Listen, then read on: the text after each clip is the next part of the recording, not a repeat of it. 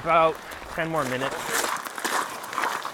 This is a popular hiking trail on Tiger Mountain. The body of what they're trying to detect and the ambient air temperature. But these researchers aren't here for the big views.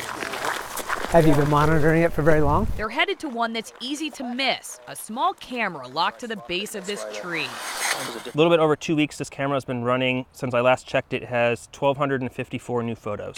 The photos show who's using the trail. People walking their dogs. Hikers dominate the album. So you get a lot of pictures of dog snout.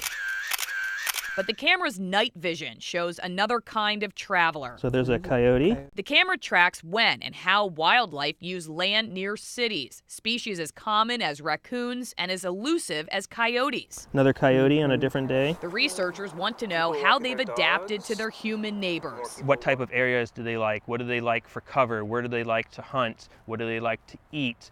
Where do they like to sleep? It's kind of a balancing act. Beside Haverda is Robert Long, senior conservationist for the Woodland Park Zoo.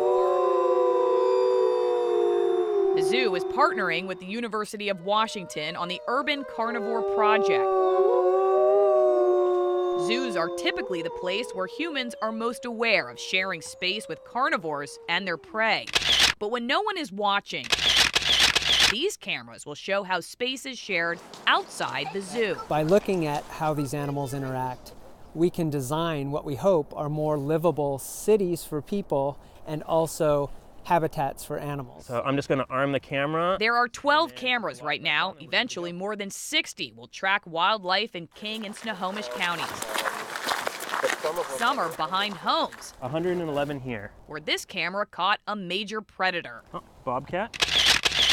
It's not the first time the camera tracked a bobcat at this spot. The first sighting came around Christmas. A smaller one that was here a couple days later. And the bobcat isn't alone out here. The fur on this bark belongs to another predator's food. It's the reason carnivores matter to ecosystems. They regulate other species that cause problems when unchecked. Bobcats eat rodents that spread disease.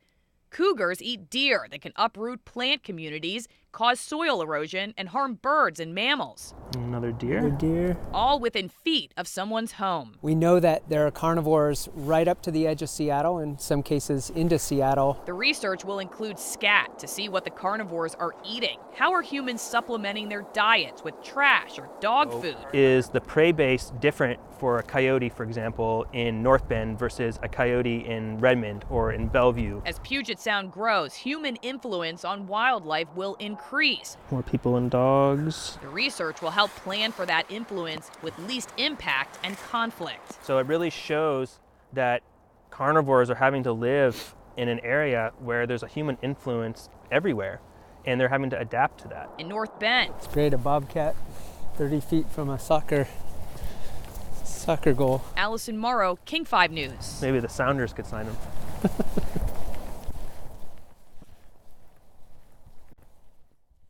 So you've shared with these landowners?